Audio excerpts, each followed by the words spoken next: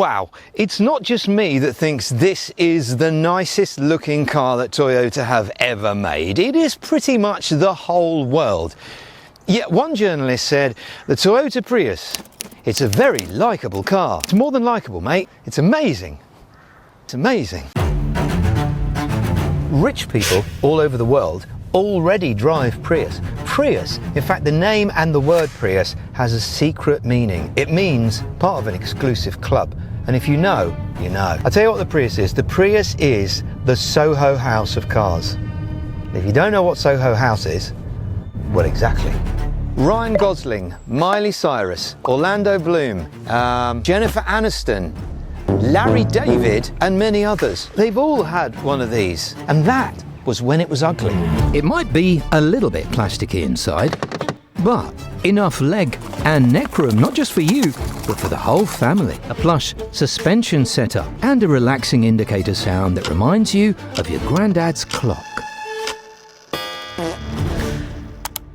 This side profile even, I mean, look at it. It's obvious, I know, but this is essentially from the design book of, you know, supercars over the last 30 years. This is a Ferrari Testarossa, for goodness sake, or a Lamborghini if you squint. My question to you is, why has nobody done this before? It's a simple thing, it's not hard. Start any car with kind of like a wedge. Start with a wedge, end up with something people want to buy. Question is, would you want to buy one? You see, now that is not a wedge, is it, mate? Here is the change, and it's only for the UK. Yes, it is now a plug-in hybrid. And yes, the company that is synonymous for making the best hybrids in the world have now made an electrical sort of car, adding an extra step for you. Why have they done that?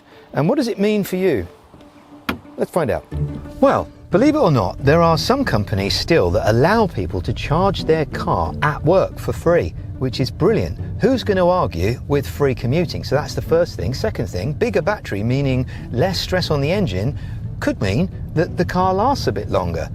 The next thing is incentives, because in some countries you get incentives for plug-in hybrids. Like here, for example, there's £1,500 off. One disadvantage though, it's a bigger battery to replace.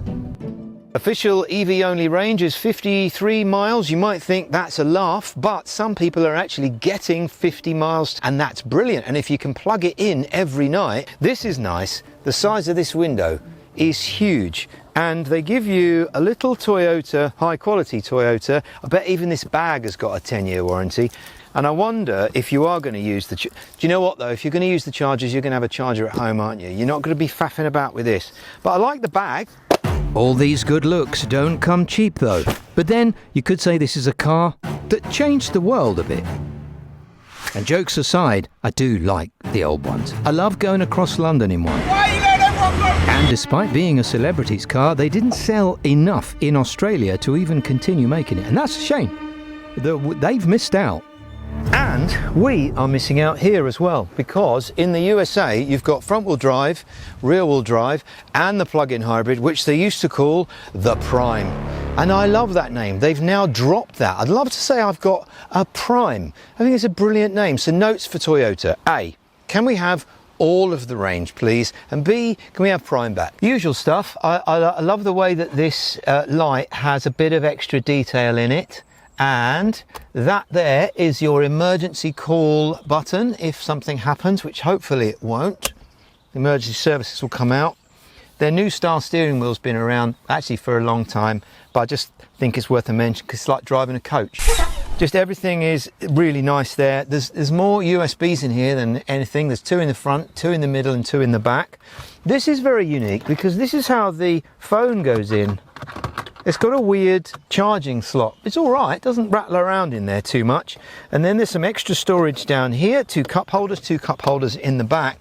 But the driving position is just beautiful. And this new head-up display thing, it looks odd when you're watching it now, like on camera.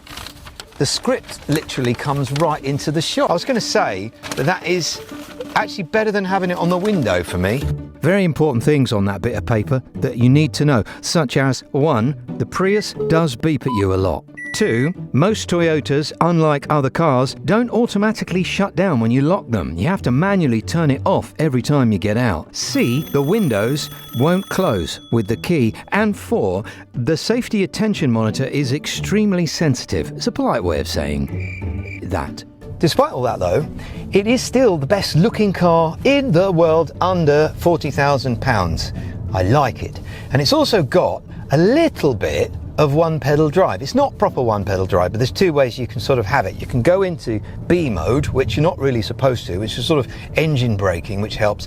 But Toyota have added something else called PDA, which is not public display of affection. It actually means proactive driving assistant. And that is very clever, because what that does is, regardless of whether you've got the adaptive cruise control working, if it sees a car in front, it will start to slow down a bit, and it does the same for bends. And that is part of Toyota's Safety Sense 3. And that also includes auto high beam for these new beautiful lights. You've got a much better sensor, wider cameras here for things like lane keeping assist and avoiding pedestrians. And also that's new is the lighting inside, which is coloured, and you also get the digital and standard rear view mirror. Money bit, so under £40,000. That's the first bit of good news. £325 to £360 a month.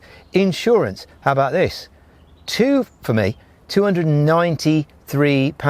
And it gets even better, because I saw one of these used, I think it was 12 miles. Don't know what the spec was, but it was 28 grand. Yeah, I might get one of these myself. It's evolved very much. It almost deserves a new badge or a name, but Toyota know better. They're not going to throw away decades of kind of recognition. They'll just amaze us instead with this. Few cars in history have made this kind of dramatic impact on a facelift. That is pretty impressive. Does make you wonder though, what if they made a Prius Ultra with like Lexus materials and even quieter and a big sound system? That would be something. But right now, let's work on what we got. So, how does the best looking car in the world feel to drive? Surely it's going to feel like an old Prius, just really ordinary and a bit plasticky and a bit wallowy. Well, no, none of that is the case here. This is slightly more firm, but it isn't crashy. It's also better suspension, and also it is quieter than I thought it was going to be. And this is interesting. It's got 223 horsepower, front wheel drive of course, and a 0 to 60 of 7 seconds, but you won't be going anywhere. You'll just be floating about. You'll be floating to work and floating home again in your hybrid, slightly more electric hybrid. Do you know what they've done here with this car? It feels like a very classy thing to pilot around. I love it. And something else. At a time when the whole world are really obsessed with SUVs, Toyota haven't done just a Prius update.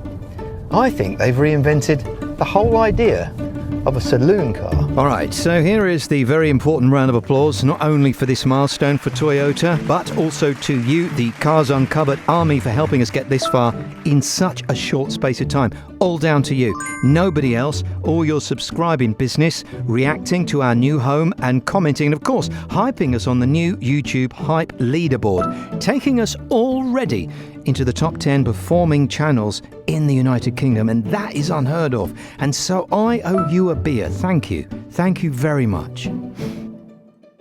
Not all of you. That will be expensive.